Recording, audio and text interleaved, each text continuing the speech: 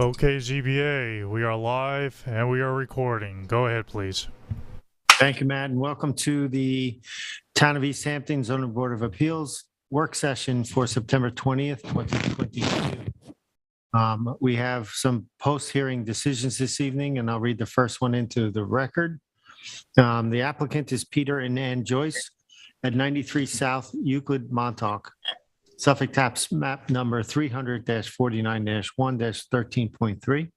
The size and location is 8,200 square feet at 93 South Euclid, Fort Pond Business Section, number 174, lots 18 to 23 in Montauk.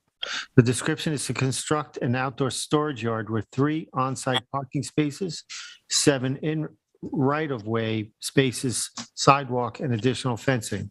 The applicant is proposing a garden center use with an associated commercial landscaping use. Relief sought is a variance from 255-1140 of parking requirements to allow 7 parking spaces in right-of-way where on-site parking spaces are required. The zoning district is CB, Central Business, and Zone X, Flood Zone, and the secret class is Type 2. And I think I'll ask Terry if we can turn this over to you and start us off. Okay. All right, this hearing, let me fold my paper. We had this hearing on August 16th of 2022.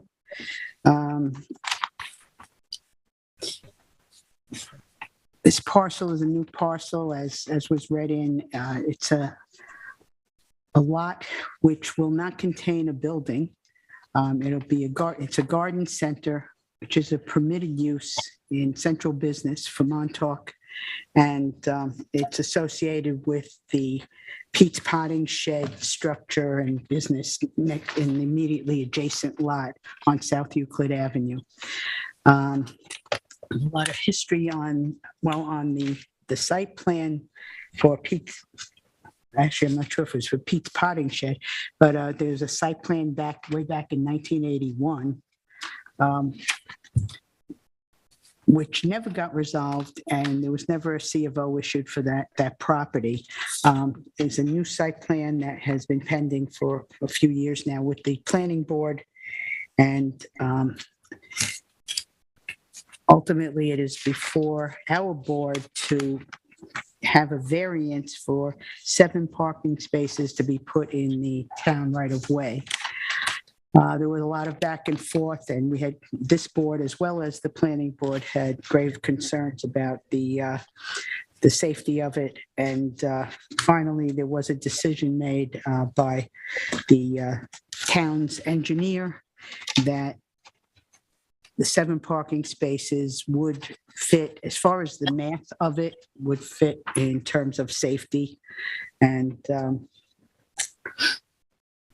just so they're looking to have the six regular spaces, 6 standard spaces, and 1 ADA space in the town right of way, immediately adjacent to the corner property, and the sidewalk that would be put in place will be lined up with that of the property to the east of that, which is not yet built, and Pete's Potting Shed, which has been there since 1981, roughly.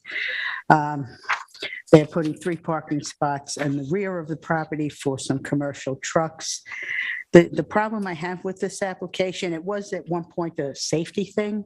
However, the definitions at the hearing, Tara Burke was the agent for this, and both in the TAM and the agent, stress the fact that it's a garden center. It's a permitted use in the central business, and it does not have a specific parking requirement. So I actually have a problem in approving these spaces because there's no minimum variance required here. They don't really need the spaces to be put out in the town right of way. So I am looking actually to deny this application based on that. They could put the sidewalk in and line it up as they've suggested and proposed, but I don't know why they're looking to have 7 spaces. it was stated that parking in Montauk is difficult, and that's true. However, there's a public parking lot not even a block away from that throughout the summer I've never seen at capacity. I'm going to deny these variances. Okay. Denise? Okay. I kind of looked at it from a different perspective, but I'm open to discussion. To me, it does appear that downtown Montauk has already got existing or proposed parking in the road right away along this stretch of South Euclid. And since this is an area prone to flooding, I thought that the town's review and analysis of the drainage plan, which does include dry wells and a series of catch basins, was found to be acceptable in addressing those issues. I don't think the grant of the variance will have a negative impact on the environmental conditions. And the grant of the variances, I don't feel, will cause an undesirable change in the character of the neighborhood. I feel that this request is consistent with the overall layout of downtown Montauk. So for these reasons, I was in favor of granting this application. Thank you. So, I was inclined to approve this for many of the reasons that that were just reviewed, particularly because it's similar to other neighboring development that's using parking in this way. So, and it's been through 3 planning board hearings on the parking issue. The town engineer okayed it, the fire marshal okayed it. The one thing I was a little hung up with in the TAM, or hung up is the wrong word. The TAM suggested that that because the CO doesn't specify the building as containing a garden center use, if we approve the subject parcel to be used in tandem to the use of the other parcel. Anyway, in the CO that's to be issued, it should indicate that it's for a garden center use, which isn't part of the relief, but perhaps we could condition it that it's a garden center To be use. conditioned. I think Should be the planner specified. stated that. I agree. So it's not, it doesn't turn out to be a wholly standalone business with the 7 parking. I mean, it's parking that the garden center needs. So that's all I have to say. Great. I too agree that I would vote to approve this. And to me, it came down to this wording in the TAM. The new proposed parking layout with head-in parking in the right-of-way is not uncommon, as other properties on South Euclid Avenue have also been approved with similar parking layouts and in the interest of good planning and in accordance with the Downtown Montauk Central Business Study. So that was a strong statement for me. And on the fact that the planning department, the planning board is lead agency on this and leading this way, they also recommended that. So with that, I would approve to vote in favor of it. Good? Council, you good with that? Yeah, can you just explain to me, so I believe it was Denise, actually, you brought up that the flooding was not an issue based on basins?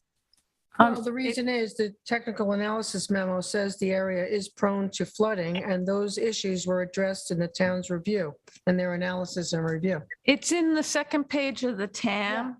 Yeah, And it's part of the site plan. Right. perfect. I just needed to know where it was coming from. Perfect. Yep. And that review actually addressed those issues, this will include 3 dry wells and a series of catch basins. Okay, got it. Seeing the issues. Very good. Nope, I'm good on this one. Thank you. Okay, you have reasons for my denial that Two, code says parking is not a requirement for a garden center. yeah, no need for a variance. Yep, I got it. And you got the condition that it remains a garden center? Yes, the CO should indicate the use of a garden center use. All right, great. Thank The you. two properties have to be tied together. That's a good suggestion. Was the TAM suggestion. Our next applicant is James Walsh at 239 East Lake Drive in Montauk. Tax map number 300-13-3-32. The size and location is 33,383 square feet at 239 East Lake Drive, Montauk. The description is to construct a 608 square foot swimming pool, pool fence, pool equipment, a 1,185 square foot pool patio, a 64 square foot spa, and an outdoor shower on a parcel of land containing tidal wetlands and a bluff. Relief sought is a natural resources special permit pursuant to 255-420 and any other relief necessary from the East Hampton Town Code. Zoning district is A residence, zone X, flood zone, and secret class. Secret class is type 2. And Terry, I'm going to ask you to start this one as well. Yeah, this is you. well, this was mine. Yeah. Okay. This is 239 East Lake Drive. There's a natural resources permit, no variances required on this one. And initially, the planning department had requested that we let this go as an admin. We felt, or at least I know I felt, that because the pool was being situated between the house and Lake Montauk, that we should have a public hearing. And actually, I'm glad we did that. When I didn't know at the time some of the history of this particular property, but when I went out to view it and take the photos, and then at the hearing and the TAM, you could see what a nice job the new owners, the Walsh family, did. They purchased the house in late 2020 from a previous owner, and there had been an already existing scenic easement on the property. The house later, it was represented by Joel Halsey, and then Joel explained that later on, the previous owner had rented out the house and was an absentee owner. And basically, the renters had mowed down the scenic easement and the lawn on the entire property. So when the Walshes did purchase this in 2020,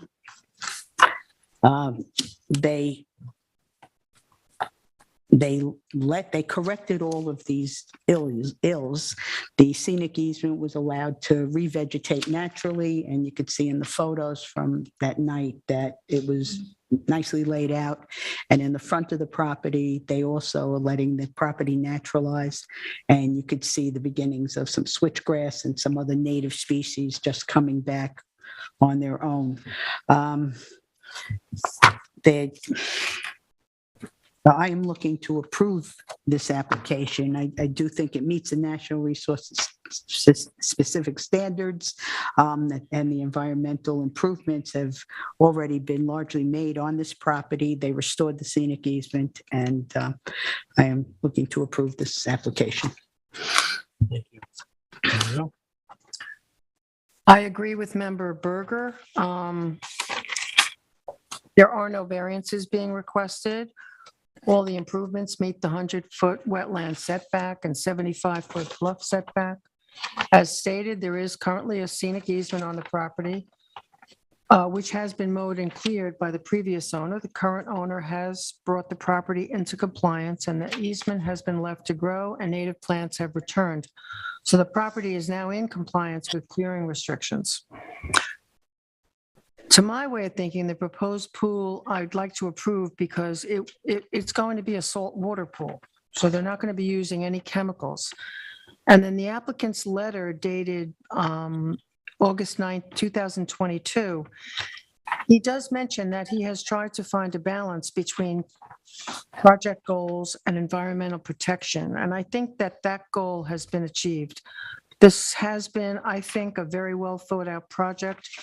I do believe it is in compliance with 255.55D, preservation of natural resources.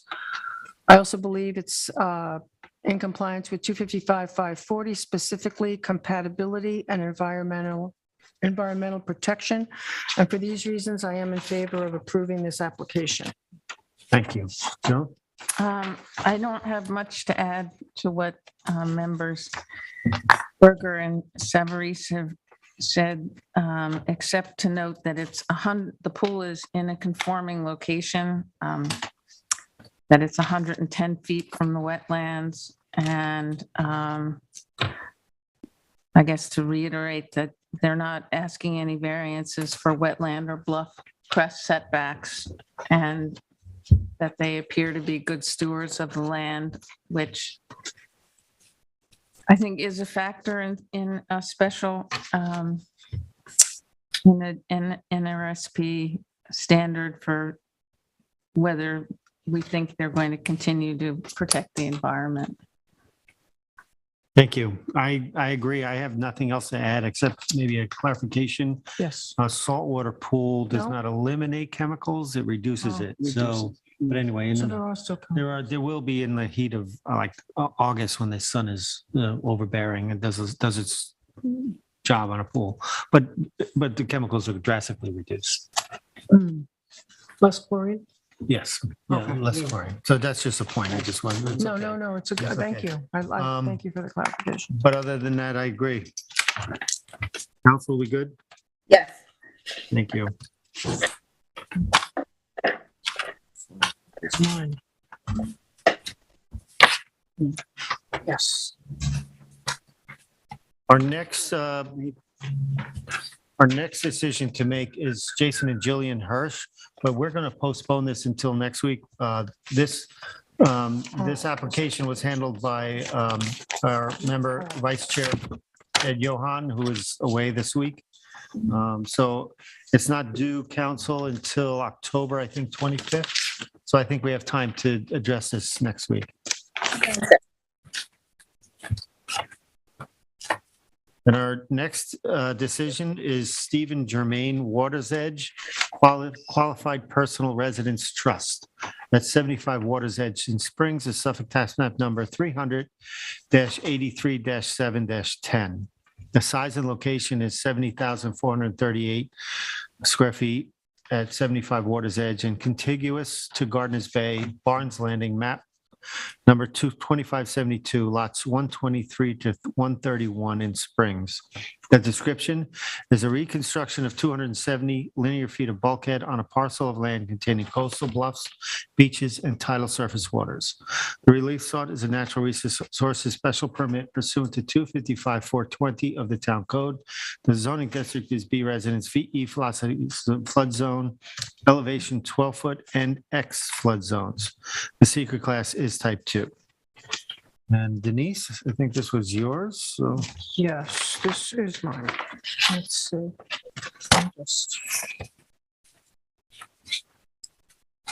The public hearing was held August 23rd, 2022. I believe the survey, well, I think the survey we're referencing is last revised 10/1/21, dated received January 28th, 2022. Lot size is 70,348 square feet. And during the public hearing, the application was represented by Twin Forks Permits, and Lisa Poirier addressed the board. The project is for the reconstruction of a 270 linear feet of bulkhead on a parcel containing coastal bluffs and tidal surface waters. The property also contains 190 feet of existing rock revetment located immediately in front of the existing bulkhead. The owner was originally asking to extend the rock revetment an additional 65 feet to the groin along the southern line for additional protection, but that request was denied by the DEC. So this has come before us as a result of that decision, and this has basically become an in-place, in-kind construction of what already exists. Construction materials and equipment will be brought to the site by a barge. The construction materials and machinery will be located on the upland section of the land just behind the bulkhead. And the revised bulkhead plans and rock revetment are dated, are dated 7/8/22, as stated here. The revised bulkhead plans and rock revetment are dated 7/8/2022, and they were prepared by Maresca Associates and dated received 8/15/2022. These plans indicate the changes to the project, as well as the fact that the helical pilings are to be utilized instead of the traditional tie rods to dead men. All the work is also to be in compliance with plans stamped by the New York State DEC, approved on 8/12/2022. I think this project is consistent with other bulkheads in the area, and I do feel this is in keeping with the natural resource special permit standards pursuant to 255-4 of the town code, and I am in favor of granting this application. Thank you. Barry, you want to go? Yeah, I don't really have much to add. Denise covered all the logistics of the documents. The only other thing I'd say is the DEC permit for the permitted items is a 5-year permit that runs until 8/11/2027.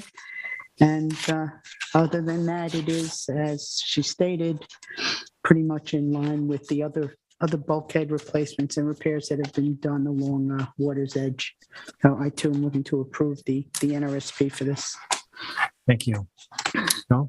I don't have much to add to what members Berger and Cerise have said, except to emphasize that Brian of the planning department emphasized that it's similar to prior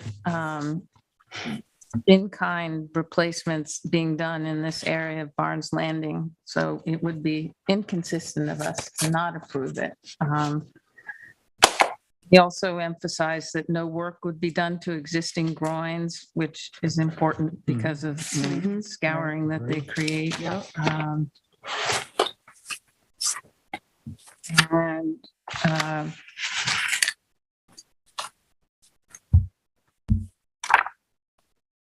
I was interesting, he noted that because of the high bluffs, there's no beach access from this area. So to me, it's interesting that they're doing this just to support this area of Barnes Landing. It's not like they're doing it to support beach access or anything like that. Right. I agree. A couple of points that I'll bring up. The protocol called for the removal and replacement of the existing boulders Yes. as necessary. And I thought this was a well thought out plan. The Maresca is proposing to use helical pile tiebacks in lieu of dead men, which is less obtrusive and there'll be less disturbance on the work, because these tiebacks don't require further excavation of the existing dune. So they are less intrusive on that. So I think it's a well thought out plan, and I too agree with it, with approving it. Council, you good? Yeah.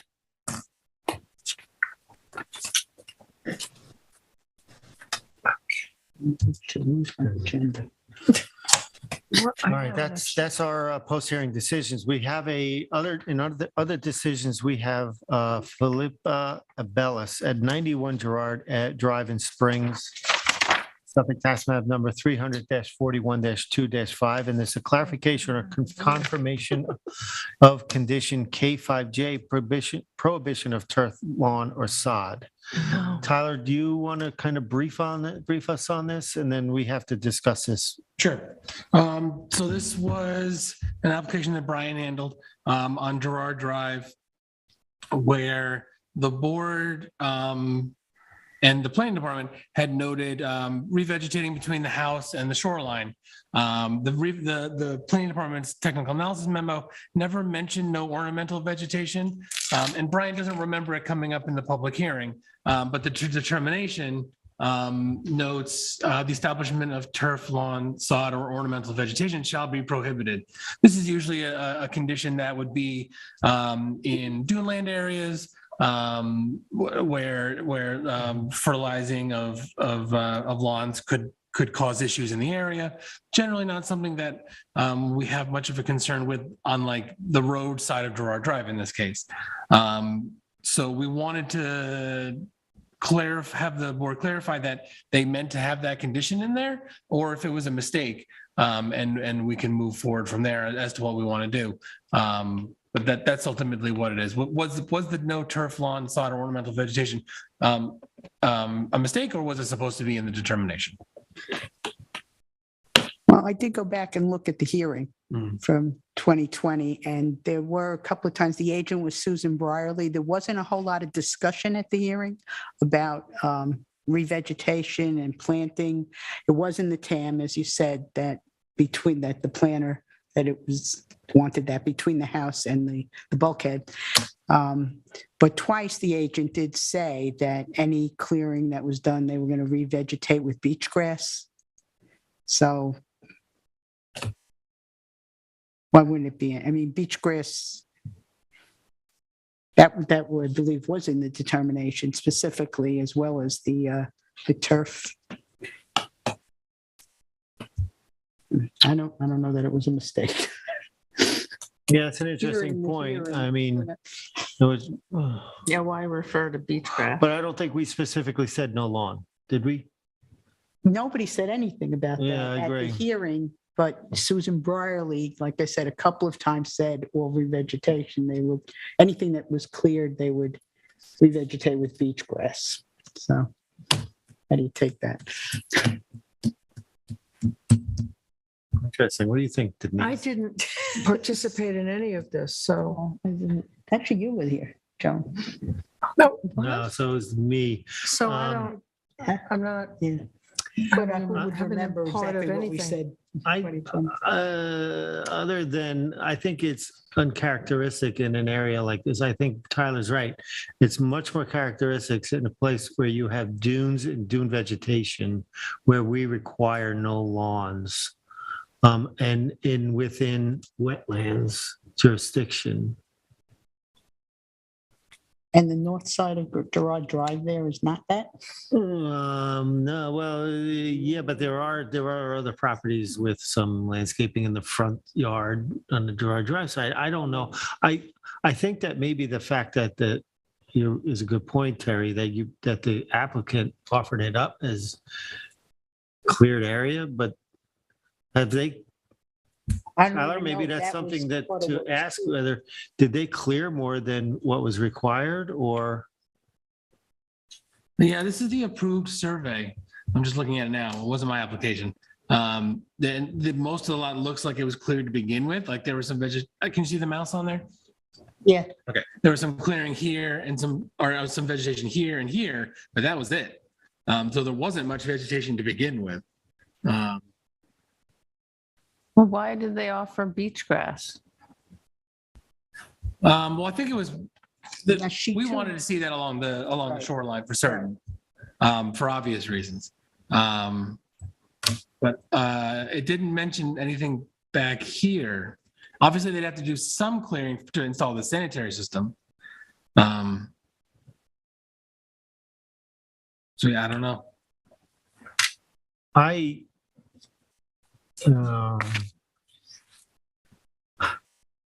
now they've requested a C of O, so, That's where they are now.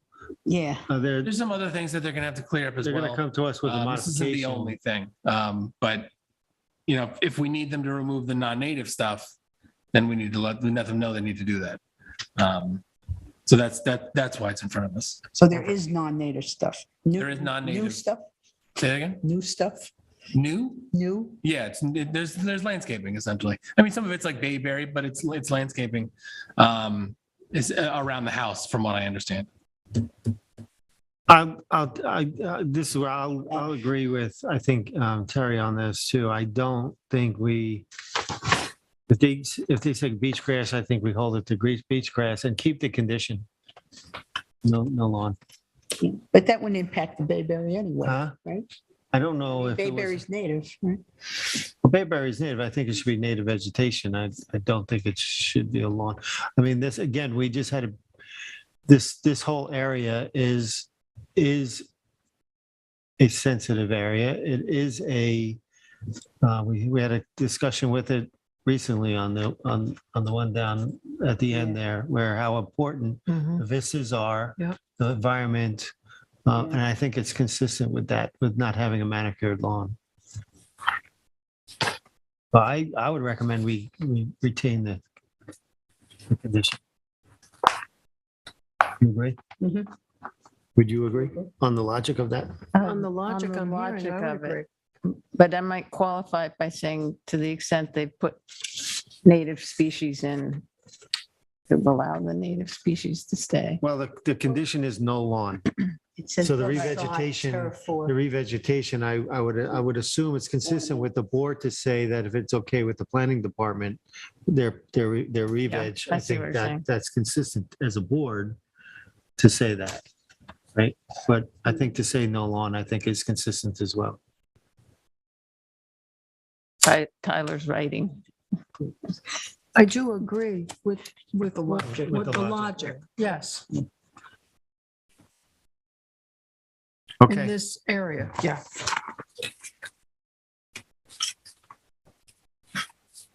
Thank you.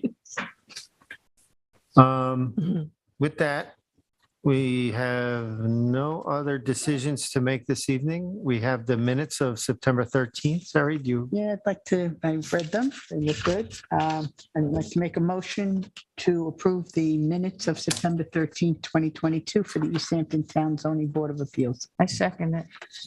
I concur. I concur as well. The resolutions, we have no resolutions this evening. I think we'll pick them up. We have a couple next week, right, council? She's saying yes. Yes, yes, you have a couple of next week, All and right. we'll include these on those as well. Right. We're at 7:02. I tried to make this the quickest meeting we've ever had, but I think we're past it by 1 minute. Oh, Well, I'm not sure. So I guess I'll make a motion. That's fine. I'll make a motion to close the work session of the East Hampton Town Zoning Board of Appeals for September 20th, 2022. That's it. Oh, at 7:02 PM. I'll second that. I concur.